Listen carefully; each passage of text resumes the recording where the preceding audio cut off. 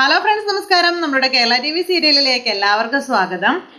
ഗീതുവിനെയും അതുപോലെ ഗോവിന്ദനെയും തെറ്റിക്കാനും അവർണികയും കിഷോറും തമ്മിൽ പിരിയാനുമായിട്ട് ഇവർ കിണഞ്ഞ് പരിശ്രമിച്ചുകൊണ്ടിരിക്കുക. ഒറ്റ കൈ പ്രയോഗം എന്നുള്ള രീതിയിൽ അവർണികയെ നേരെ ഗോവിന്ദിന്റെ അരികിലേക്ക് പറഞ്ഞു വിട്ടിരിക്കുകയാണ് ആശാത്തി.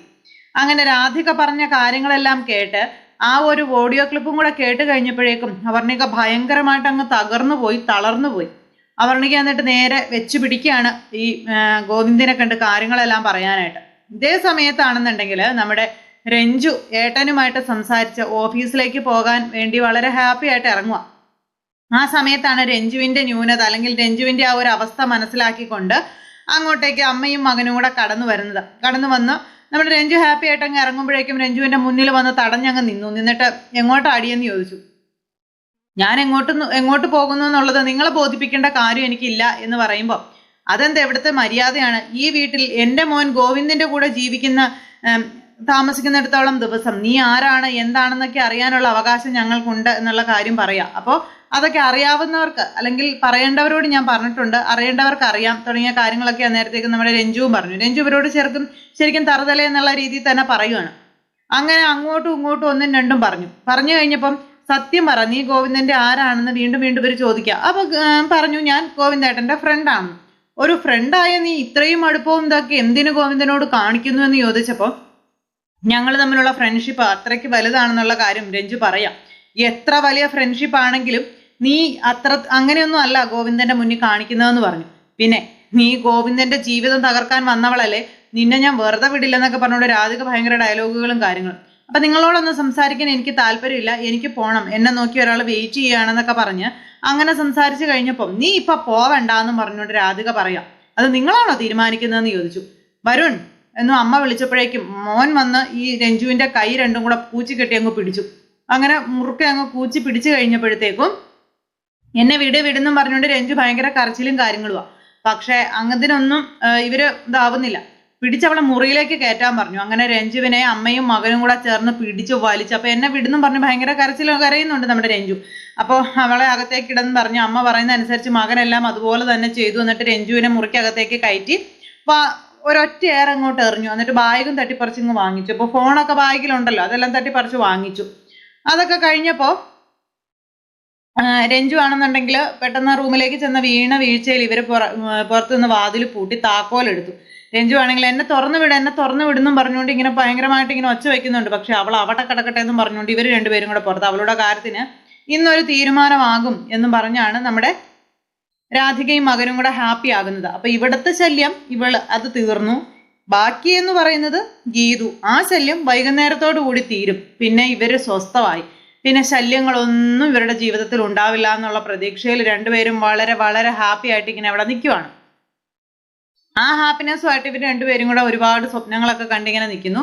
ഈ സമയം കുറെ നേരമായിട്ടും രഞ്ജു ആണെങ്കിൽ വിളി കഴിഞ്ഞിട്ടും ഓഫീസിലേക്ക് വരാതെ ആകെ ടെൻഷൻ അടിച്ചിരിക്കുവാണ് നമ്മുടെ ഗോവിന്ദിന്റെ. എന്താ ഇവള് വരാത്തെ അപ്പൊ കാർ അയക്കണ്ട, ഞാൻ വന്നോളാം എന്ന് പറഞ്ഞുകൊണ്ട് നിന്നതാണല്ലോ. പക്ഷെ ഇവള് വരാത്ത എന്താന്ന് ആലോചിച്ചുകൊണ്ട് നിൽക്കുന്ന സമയത്താണ് ഇതേ അങ്ങോട്ടേക്ക് നമ്മുടെ അവർണിക തുള്ളിച്ചാടി കയറി വരുന്നത്. അവർണിക വന്നപ്പോ അവർണികയെ കണ്ടു. ആരായത് അവർണിക?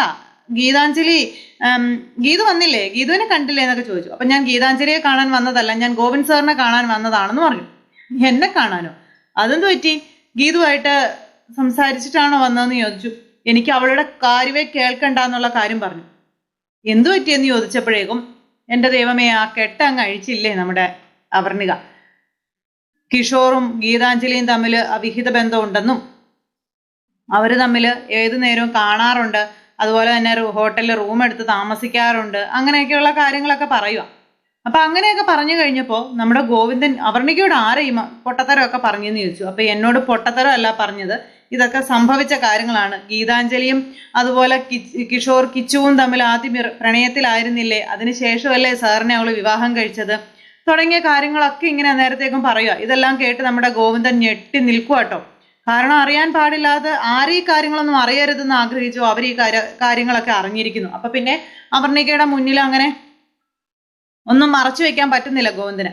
അപ്പൊ അങ്ങനെ സംഭവിച്ചു എന്നുള്ളത് നേരാണ്, അല്ലാതെ പിന്നീട് ആ സംഭവിച്ചൊന്നും അവർണയ്ക്ക് അറിയില്ലാത്തത് കൊണ്ടാണെന്നൊക്കെ പറഞ്ഞു കഴിഞ്ഞപ്പോഴേക്കും രാത്രി 12 മണി വരെ ഹോട്ടലിൽ നിൽക്കുന്നത്, അതുപോലെ തന്നെ ഗീതുവിൻ്റെ പെർഫ്യൂമിൻ്റെ മണം ഈ കിഷോറിൻ്റെ ദേഹത്ത് വന്നത്, ഗീതുവിൻ്റെ പൊട്ട് കിഷോറിൻ്റെ ഷർട്ടിൽ ഇരുന്നത്, അങ്ങനെയുള്ള കഥകളെല്ലാം പറയാം. അപ്പോൾ ഗോവിന്ദൻ ഇതൊക്കെ കേട്ട് ഞെട്ടി നിൽക്കുക കേട്ടോ. രാത്രി 12 മണിക്ക് ശേഷം അവിടെ അവർ തമ്മിൽ മെസ്സേജ് അയക്കുന്നത്, സംസാരിക്കുന്നത്, ഇങ്ങനെയുള്ള കാര്യങ്ങളെല്ലാം നമ്മുടെ അവർണിക അങ്ങ് ഗോവിന്ദനോട് പറഞ്ഞു. അപ്പോൾ ഒരു പരിധി കഴിഞ്ഞപ്പോൾ ഗോവിന്ദനും ഇത് വിശ്വസിക്കുന്ന ഒരു തലത്തിലേക്ക് കാര്യങ്ങൾ വരുന്നു. കാരണം അതുപോലത്തെ തെളിവുകളും കാര്യങ്ങളും ഒക്കെയാണ് ഈ ഒരു ഇതിലിങ്ങനെ സംസാരിച്ചത്. അപ്പം ഇങ്ങനെ കൂട്ടിക്കിഴിച്ച് നോക്കി കഴിഞ്ഞപ്പോഴേക്കും ഗീതാഞ്ജലിയുടെ ആ ക്യാബിലെ ആ ഒരു ക്യാമറ അന്ന് ഓഫായിരുന്നു. ഇതെല്ലാം ഇതായിട്ട് വന്നിരിക്കുക, മൊത്തം ഗീതുവിനെതിരായിട്ട് തന്നെ വന്നിരിക്കുകയാണ്. ഇതൊന്നും അറിയാതെ ഗീതു അവിടെ ഇത് ഭയങ്കര പ്ലാനിങ്ങും കാര്യങ്ങളും ഒക്കെ ആയിട്ട് നമ്മുടെ രഞ്ജുവിനെ തകർക്കാനുള്ള പരിശ്രമങ്ങളും കാര്യങ്ങളുമായിട്ട് ഇങ്ങനെ പോണു. ഇതൊക്കെ കേട്ട് നമ്മുടെ ഗോവിന്ദൻ ആകെ തകർന്നു നിൽക്കുന്നു. അപ്പം ഞാൻ ഇനി എന്താ ചെയ്യേണ്ടതെന്ന് അവർണിക ചോദിക്കുന്നു. അപ്പോഴേക്കും അവർണികയെ ഗോവിന്ദൻ സമാധാനിപ്പിക്കുന്നു. അങ്ങനെ കുറേ കാര്യങ്ങളൊക്കെ ഇങ്ങനെ ഇവർക്കിടയിൽ സംഭവിക്കാം. അപ്പം ഇതിൻ്റെ സത്യാവസ്ഥ എന്താണെന്ന് അറിഞ്ഞേ പറ്റുമെന്ന് ഗോവിന്ദനും തീരുമാനിക്കുന്നു. കാരണം ഇതിങ്ങനെ വിട്ടാൽ പറ്റില്ല. അങ്ങനെ എന്താ പറയുന്നത്, പട്ടാപ്പകൽ പോലും തന്നെ ചതിക്കുന്ന രീതിയിൽ ഗീതാഞ്ജലി ചെയ്യുന്നു. ആ ഒരു ഇത് ഇങ്ങനെ ഗോവിന്ദൻ്റെ മനസ്സിലേക്കും വരികയാണ്. ഗീതു അതിൻ്റെ ഇടയ്ക്ക് എനിക്കൊരു ബോയ് ഫ്രണ്ട് ഉണ്ട് എന്തൊക്കെ പറഞ്ഞിരുന്നല്ലോ, അതെല്ലാം കൂടി ഇങ്ങനെ ഈ ഒരു സമയത്ത് ഗീതുവിന് ശത്രുവായി അല്ലെങ്കിൽ വില്ലനായി വന്ന് നിൽക്കുന്നു. ആ ഒരു സമയം പിന്നീടാണെന്നുണ്ടെങ്കിൽ നമ്മുടെ രഞ്ജു ആണെങ്കിലും റൂമിൽ വായു കയറാതെ അല്ലെങ്കിൽ ഇരുട്ടുമുറിയിൽ കിടന്ന ആ ഒരു വല്ലാത്ത മാനസികമായിട്ടുള്ള ഒരു അവസ്ഥ, അത് ഭയങ്കര ഭയാനകമായി മാറി. രഞ്ജുവിന് ഒരു രക്ഷയില്ലാതായി മാറി. രഞ്ജു മൊത്തം കുളിച്ചതുപോലെ വിയർക്കാൻ തുടങ്ങി. വിയർത്ത് ഭയങ്കര ഒരു അവസ്ഥയിലേക്ക് മാറുന്ന രഞ്ജുവിന് ഭയങ്കരമായിട്ട് എന്താ പറയുന്നത്, മൂക്കിൽ നിന്ന് ബ്ലഡൊക്കെ വന്ന് രഞ്ജു തളരാൻ തുടങ്ങി. രഞ്ജുവിന് ഒരു രക്ഷയില്ല. അവിടെ നിന്ന് എങ്ങനെയെങ്കിലും ഒന്ന് രക്ഷപ്പെട്ടാൽ മതിയെന്ന് ഒരുപാട് ശ്രമിച്ചു രക്ഷപ്പെടാൻ വേണ്ടിയിട്ട്. പക്ഷെ അതിനൊന്നും കഴിയുന്നില്ല. അപ്പോഴേക്കും ശാരീരികമായിട്ടും മാനസികമായിട്ടും ഒക്കെ നമ്മുടെ രഞ്ജു തളർന്നു. രഞ്ജുവിനെ കൊണ്ട് ഒന്നിനും പറ്റാത്തൊരവസ്ഥ. പെട്ടെന്ന് രഞ്ജുവിൻ്റെ മൂക്കിൽ നിന്ന് ബ്ലഡ് വന്നു. രഞ്ജു അത് തൊട്ട് നോക്കിയപ്പോൾ കയ്യിൽ അത് പറ്റുന്നു. പിന്നെ രഞ്ജു അത് കണ്ടപ്പോഴത്തേക്കും ഒന്നുകൂടി പെട്ടെന്ന് അങ്ങോട്ടായി.